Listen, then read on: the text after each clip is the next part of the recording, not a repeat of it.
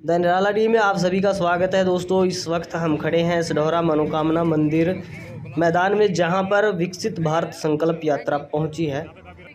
एक दिन पहले हिंदू स्कूल में पहुंची थी ये यात्रा और लगातार इसके कार्यक्रम जारी हैं और बताया ऐसा जा रहा है कि सिढौरा में ये अंतिम कार्यक्रम था।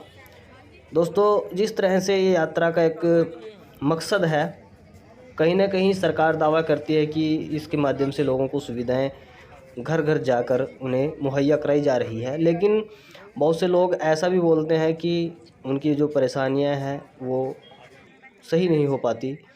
तो लोग जब उनसे बात करने की कोशिश करते हैं कैमरे के सामने, वो आने से घबराते हैं या क्या कारण रहते हैं वो कैमरे पर नहीं बोल पाते, लेकिन आगे पीछे ज़रूर चर्चा का एक विषय बना रहता है कि जिस तरह से दावे किए जा रहे हैं उस तरह से काम नहीं हो पा रहे। तो इसको लेकर हमने रमेश ठस्का, जो आज के इस कार्यक्रम के मुख्य अतिथि भी थे, उनसे भी बात की है।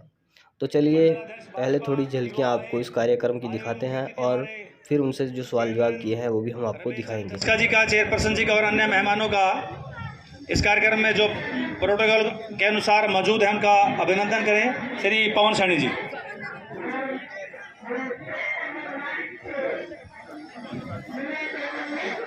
आज इस जिला परिषद के चेयरमैन श्री रमेश ठस्का जी, हमारी नगर पालिका की चेयरपर्सन श्रीमती शालिनी शर्मा जी, हमारे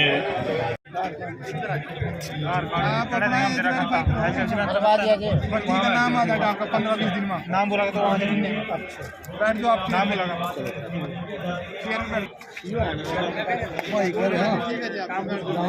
बन जाएंगे तुम्हारे चारों में। हाँ बन जाएंगे चारों। हाँ यही भी हो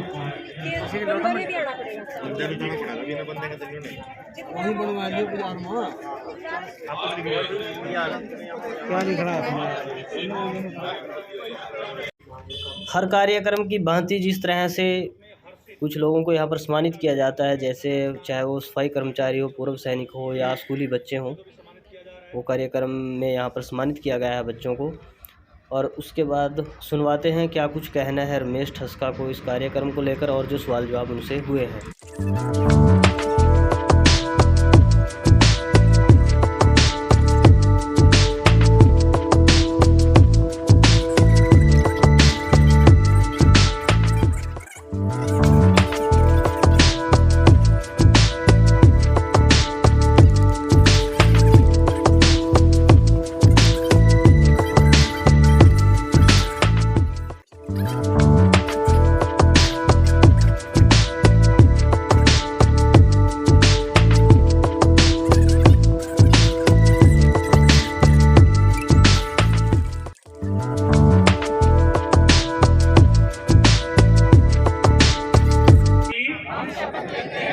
भारत को 2047 तक आत्मनिर्भर और विकसित राष्ट्र बनाने के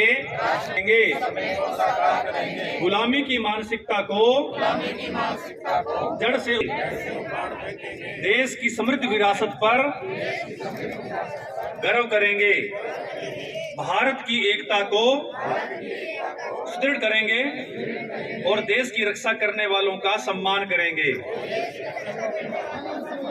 नागरिक होने का कर्तव्य निभाएंगे। भारत माता की जय। धन्यवाद।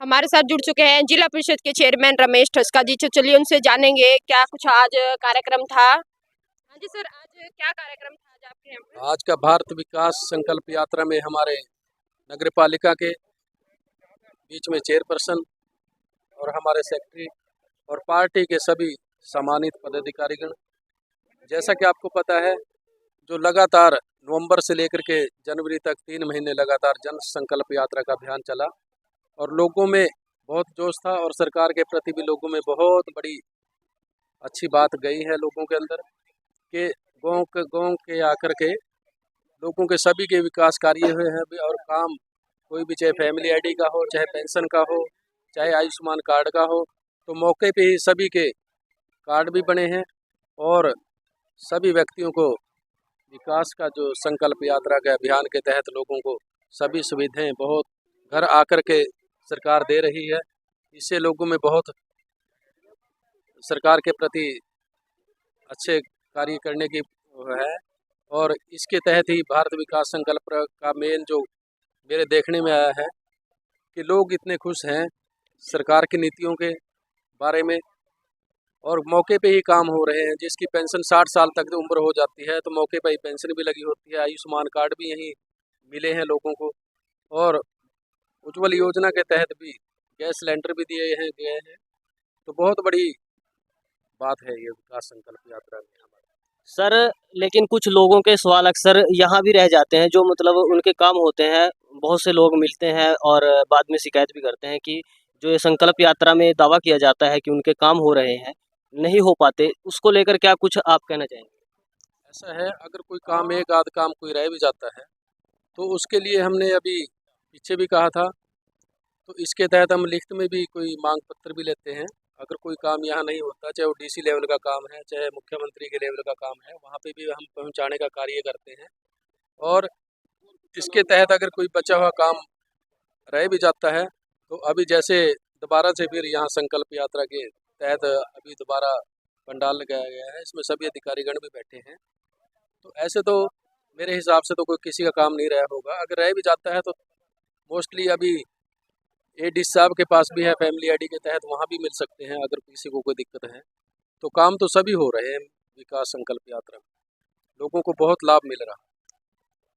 सर थोड़े दिनों तक धारा 144 भी लागू हो जाएगी, जैसे अभी चुनाव को लेकर एक माहौल बना हुआ है। सढौरा के हॉस्पिटल को लेकर क्या कुछ अपडेट है? सढौरा के हॉस्पिटल के लिए तो देखो अभी सरकार की प्रक्रिया चल रही है, और टेंडर के लिए भी सरकार ने अभी इससे पहले इलेक्शन से पहले भी वैसे मेरे जो चेयरपर्सन बैठे हैं नगर पालिका के, उनको इस बारे में ज़्यादा भी पता है। लेकिन अभी सरकार की पूरी कार्रवाई चल रही है इस काम पे। जी मैडम, हॉस्पिटल का जो कार्य है वो मैं तो फाइल के साथ साथ देखो मैं आपको ये बताना चाहूँगी कि चल रहे हैं हम, जैसे जैसे फाइल जहाँ पहुँचते हैं उसी ऑफिस में हम फ़ोन कर रहे हैं। टेंडर ये है कि इस फाइल जो है यहाँ से पहुँच के यहाँ पे जो है रफ एस्टिमेट बन के यहाँ से चला गया है, और उसका बजट अलॉट होना है। जैसे कि मैंने अभी अखबारों में भी पढ़ा था कि कई लोगों ने बोला है कि मुख्यमंत्री जी ने इस बजट में उसकी घोषणा के बारे में नहीं करा, अस्पताल की घोषणा नहीं करी। लेकिन ये बजट तो पहले ही अलॉट हो चुका है, इसमें कोई मुख्यमंत्री ये नया बजट नहीं था कि हमें इस बजट में इसको अलॉट करना था। सिर्फ ये एक अभी जो है वहाँ पे गए हुए बड़े उच्च अधिकारियों के पास, जैसे ही बजट अलॉट होता है तो यहाँ पे जल्द से जल्द कार्य शुरू हो जाएगा। सवाल है सर, जैसे पीछे नामदेव चौक का आपने वहाँ पे शुभारंभ किया था, शिलान्यास किया था और एक घोषणा की थी कि 1 महीने के अंदर यहाँ पे टी पॉइंट बना दिया जाएगा, लेकिन जैसा देखने में आ रहा है 1 महीने से ज़्यादा हो गया और वहाँ पे अभी तक मार्किंग भी नहीं की गई। तो क्या अधिकारी बात को नहीं सुनते? मेरी परसों भी अभी एक्शन साहब से बात हुई है, तो अभी जो नेक्स्ट वीक है इसमें अभी उन्होंने बोला है कि 1 हफ्ते के अंदर अंदर 10 दिन के अंदर अंदर कार्य पूरा हो जाएगा। और ऐसा नहीं है जो कह दिया अभी नहीं होगा। तो इसके लिए हमने अभी पूरा प्रयास है, और बहुत जल्दी से जल्दी इसका टी पॉइंट बनने जा रहा है। उसमें फिर आपको और आपके चैनल के माध्यम से आपको भी बुलाएंगे जिस दिन काम कंप्लीट होगा।